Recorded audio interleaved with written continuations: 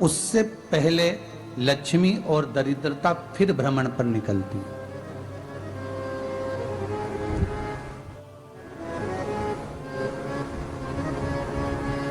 शिव भ्रमण कर कर जब वापिस आ जाते हैं, हिंदू धर्म में पीपल के वृक्ष की जो गणना वराह पुराण में करी गई है, 4 बजे से 7 बजे तक शिव के भ्रमण का समय बताया है शाम को। तो 7 बजे से लेकर फिर रात्रि 9 बजे तक लक्ष्मी और दरिद्रता फिर भ्रमण पर जाती है। इनका एक समय निश्चित है महाराज। भ्रमण कर कर आ जाना। अब इस बीच में जब लक्ष्मी और दरिद्रता दोनों निकल कर जा रही हैं, तो दोनों एक भाव रख कर जाती हैं कि आज हमको कहां प्रवेश करना।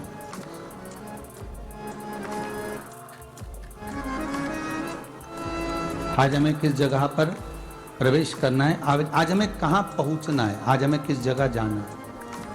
और जिस नगर में जिस मार्ग से लक्ष्मी और दरिद्रता निकल कर जाती है, ये दोनों का जब निकलना होता है, इनको स्थान दिया गया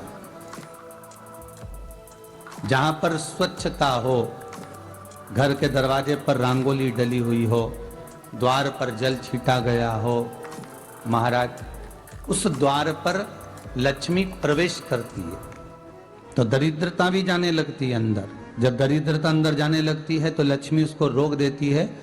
पहले मैं देखकर आती हूं कि तेरे लिए स्थान है कि नहीं है, तू यहां रुक।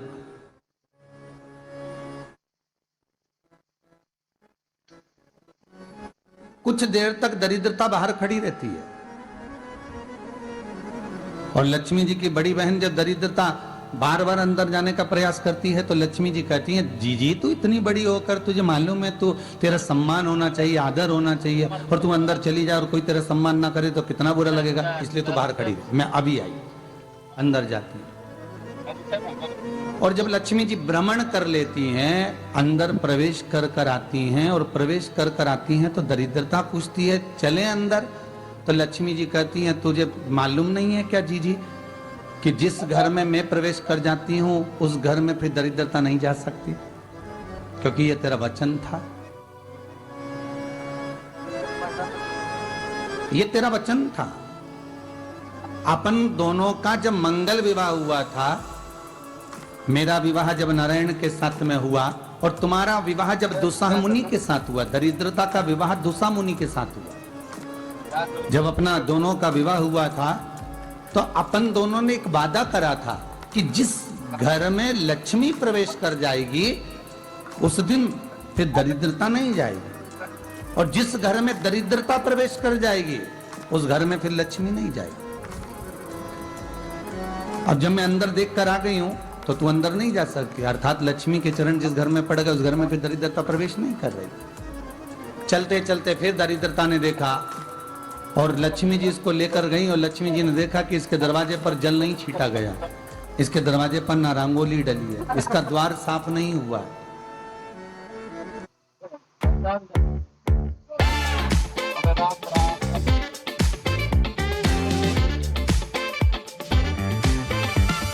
गया, इसके दरवाजे पर ना रंगोली डली है, इसका द्वार साफ नहीं हुआ है,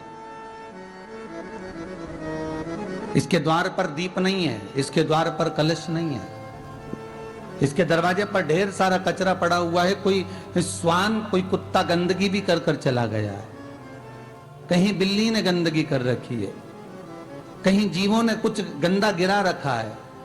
तो फिर लक्ष्मी जी कहती है, जी अब मैं होकर आ गई थी ना, अब तू जा, तू होकर आ। और दरिद्रता प्रवेश करती है तो अंदर जाकर क्या देखती है दरिद्रता कि इतनी सवेरे से मैं घूमने इनके दरवाजे पर आई और ये तो सब चादर तान के चकाचक गुर्राटा भर भर कर सो रहे हैं। तो दरिद्रता कह देती है, तुम्हारा भाग्य ही बेकार है, तुम्हें क्या करूं, तुम ऐसे ही सोते रहो। और दरिद्रता गुस्से में बाहर निकल कर आती है, लक्ष्मी से कहती है, लक्ष्मी तू इसके घर में जाना ही मत ही। तो दरिद्रता को कहती है, जी तेरी बात नहीं मानूंगी क्या मैं? लक्ष्मी जी बोली, मैं तेरी बात नहीं मानूंगी, बिल्कुल नहीं जाऊंगी इसके घर में, तू चिंता मत कर। गया इसके दरवाजे पर ना रंगोली डली है, इसका द्वार साफ नहीं हुआ, इसके द्वार पर दीप नहीं है, इसके द्वार पर कलश नहीं है, इसके दरवाजे पर ढेर सारा कचरा पड़ा हुआ है, कोई श्वान कोई कुत्ता गंदगी भी कर कर चला गया, कहीं बिल्ली ने गंदगी कर रखी है, कहीं जीवों ने कुछ गंदा गिरा रखा है। तो फिर लक्ष्मी जी कहती है, जी जी अब मैं होकर आ गई थी ना, अब तू जा, तू होकर आ। और दरिद्रता प्रवेश करती है। तो अंदर जाकर क्या देखती है दरिद्रता कि इतनी सवेरे से मैं घूमने इनके दरवाजे पर आई और ये तो सब चादर तान के चकाचक गुर्राटा भर भर कर सो रहे हैं। तो दरिद्रता कह देती है, तुम्हारा भाग्य ही बेकार है, तो मैं क्या करूं, तुम ऐसे ही सोते रहो। और दरिद्रता गुस्से में बाहर निकल कर आती है, लक्ष्मी से कहती है, लक्ष्मी तू इसके घर में जाना ही मत ही। तो दरिद्रता को कहती है, जी तेरी बात नहीं मानूंगी क्या मैं? लक्ष्मी जी बोली, मैं तेरी बात नहीं मानूंगी, बिल्कुल नहीं जाऊंगी इसके घर में, तू चिंता मत कर, चल आगे चले। फिर आगे बढ़े। ये लक्ष्मी और दरिद्रता का प्रवेश। आपके घर का द्वार, आपके घर का दरवाजा। फिर निवेदन करूंगा एक बहुत सुंदर बात, हमें महाराष्ट्र से सीखना चाहिए, हमें साउथ से सीखना चाहिए, दक्षिण से।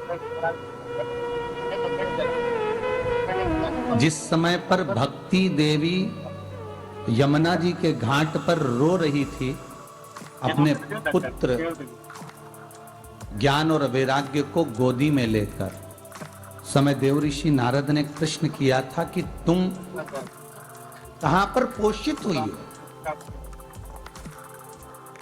तुम्हें ऊर्जा कहां से प्राप्त हुई? तो कहा, मैं गुजरात से तो चली हूं। और वहां से चलती चलती भक्ति देवी कहती है, मैं बहुत दुखी होकर, बूढ़ी होकर, द्रवित होकर, बड़ी दुख में वहां से चलते चलते जब मैं महाराष्ट्र में पहुंची तो मैंने वहां जाकर देखा कि वहां पर लोग हर पल हर घड़ी ब्रह्म मुहूर्त में उठकर स्मरण करते हैं, नाम जाप करते हैं और दरवाजे पर जल छीट कर रंगोली डालते हैं। तो कह रही है कि वहां पर मैं थोड़ी अवस्थावान होने लगी, वहां मुझे अच्छा लगने लगा। फिर जब मैं और आगे पड़ी, दक्षिण में जब पहुंची, वहां पर जाकर मैंने देखा कि सुबह से उठकर मंगलाचरण, मंगला स्तोत्र और वेदों की ध्वनि होने लगी। वहां पर मैं और आनंदित हो गई। हमें कुछ चीजें महाराष्ट्र से सीखना चाहिए कि वहां रहने वाले जो भगत हैं, वारकरी संप्रदाय के जो भक्त होते हैं, वैष्णव जो धर्म के भक्त होते हैं, उनका नियम है सवेरे के समय घर में पानी है कि नहीं है, पर जब भी वो घर का दरवाजे के बाहर थोड़ा ना थोड़ा पानी तो छींट ही देते हैं। और छींटने के बाद फिर वहां पर अपने यहाँ तो दिवाली पे रंगोली बनती है जी, और वहां पर रोज की रंगोली बन जाती है कि कभी हो सकता है परमात्मा राह भूल कर हमारे घर में प्रवेश कर जाए, इसलिए वहां प्रतिदिन की रंगोली, प्रतिदिन।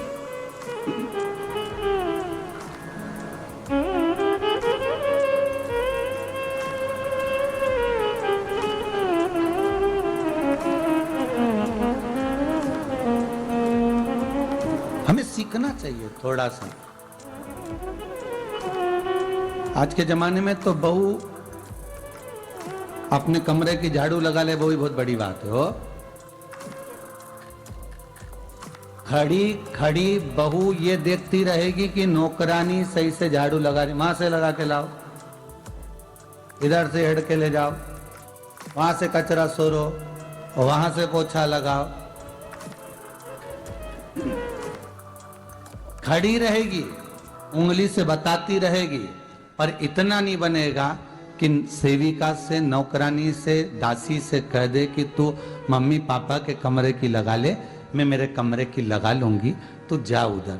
थोड़ा दया का भाव अगर होता तो उसके मन में भी आता कि मेरी बड़ी सेठानी तो अपनी जगह पर है, पर छोटी तो सेठानी की भी बड़ी सेठानी है जो मुझ पर करुणा करती रहती है। पर बड़ी तो कहे कि बेटा रहने दे, तू उधर ले जा, जब भाभी के कमरे में देख ले जा। उसके बच्चों का बड़ा फैलारा रहता ना, तो उधर देख ले जा, तो जरा उधर, मां उधर भेज रही है।